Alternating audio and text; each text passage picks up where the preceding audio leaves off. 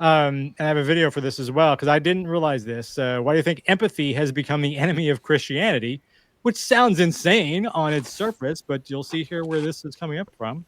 1990s, it was all about empathy and sympathy. I can't stand the word empathy, actually. I think empathy is a made-up New Age term that does a lot of damage. Empathy almost needs to be struck from the Christian vocabulary. It does. Empathy is dangerous. Empathy is toxic. Empathy will align you with hell. And this will be controversial.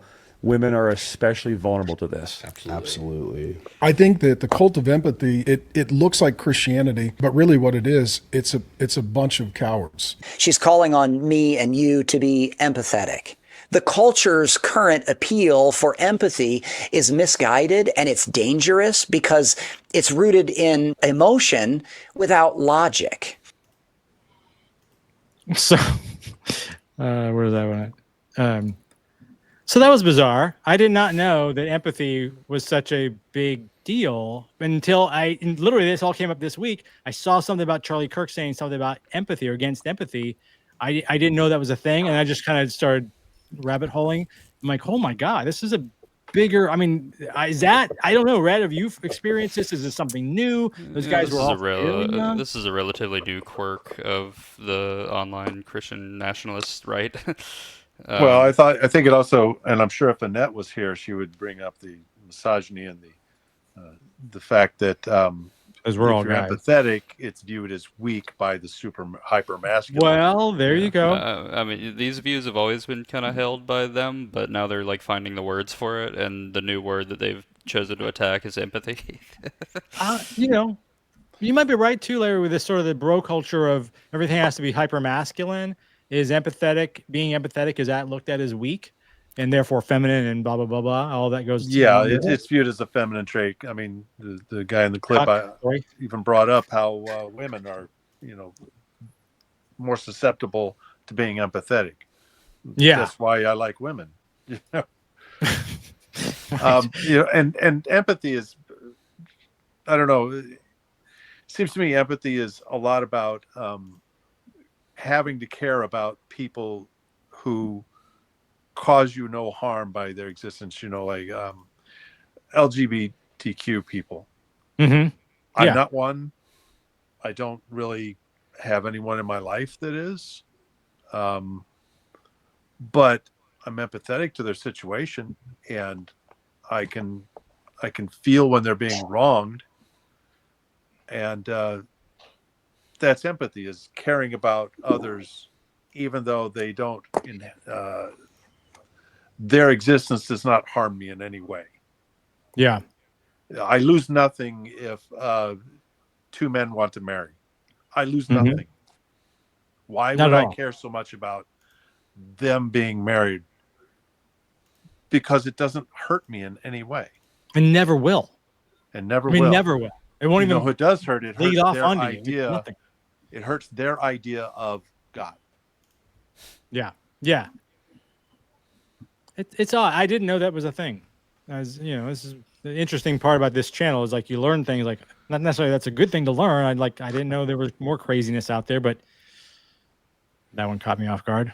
Didn't know that one. I think it's probably a part of this otherizing that they're trying to do to the left. I mean, it feels like every year, the left in the eyes of the right gets more and more evil and more deranged, and so it justifies a greater and greater response to the perception of whatever they are, right?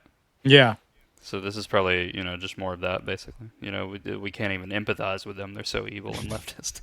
Well, and then you look at all the other things that, especially with both of Trump's terms so far,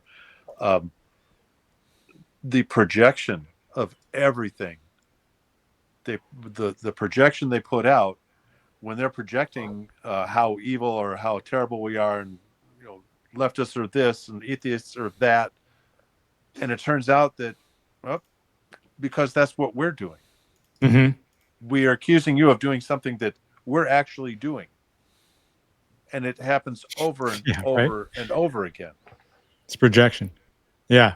The question specifically was about Christianity and empathy. Yeah. And I'm going to take you to church. Christianity is diametrically opposed to empathy. If you look back all the way from the Old Testament, I don't remember which genocide it was. God ordered somebody to genocide a whole group of people, and they left some of the kids and stuff. And God said, because they felt bad for them, and God was like, I told you to kill everyone. When Abraham raped and impregnated his slave and she ran away, God specifically told her to go back to her abuser. And then a few years later, when Abraham's wife said, I don't want that child to get our inheritance, I want my child to get it, send him away and throw him off in the desert, God told Abraham to listen to his wife. Fast forward to the great, all and powerful Oz of Jesus, whatever you want to call him. And, he's so great. He heals the sick and he brings the dead back to life. No, that's picking and choosing.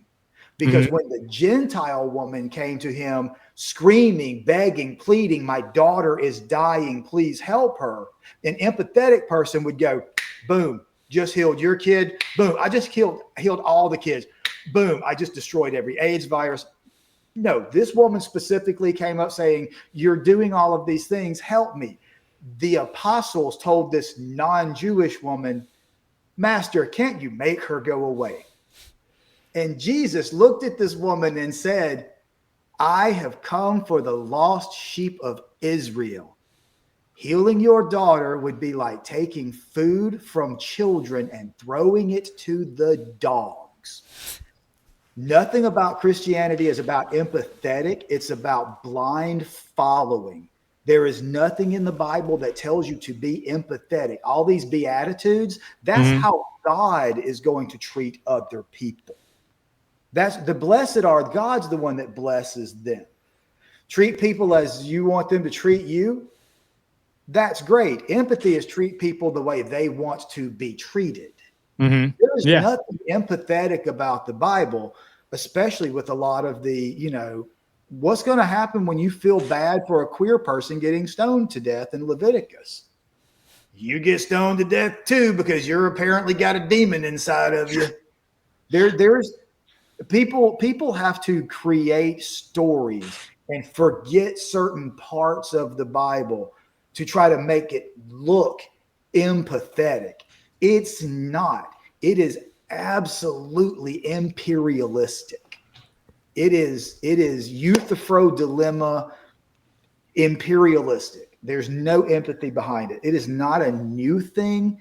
It's just that so many people got into the touchy-feely part that they forgot that the Bible is a horrible book with an atrocious monster of a main character who doesn't give two shits about you unless you are following them. Oh, you didn't get to experience God? Man, that sucks. Torture for eternity. Fuck off. Yeah.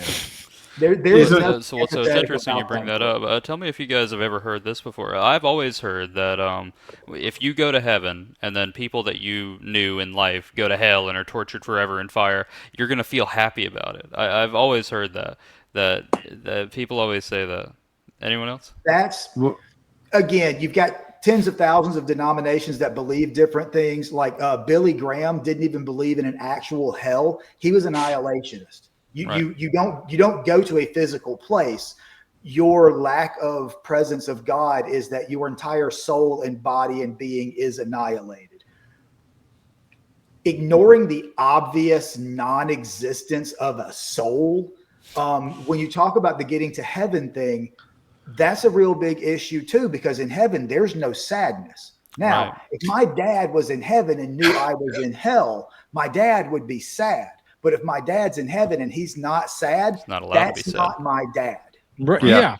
That's one of the many, if you actually look deeply into a lot of the things, especially in that crazy book of Revelations, what is going on, what is happening, and what it's supposed to be like, it's as nonsensical as most of the rest of it, because it just trips over its own.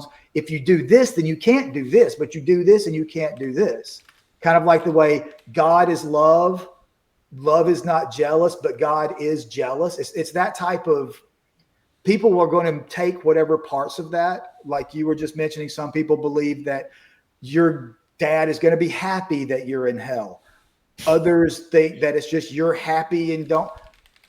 It's just a belief system because that's all it is. Because whatever being this is that's supposed to be making these decisions doesn't come down and correct his book that everybody has screwed up. So people just, there's tons of things like that. Some people believe that there's actual different levels of heaven too.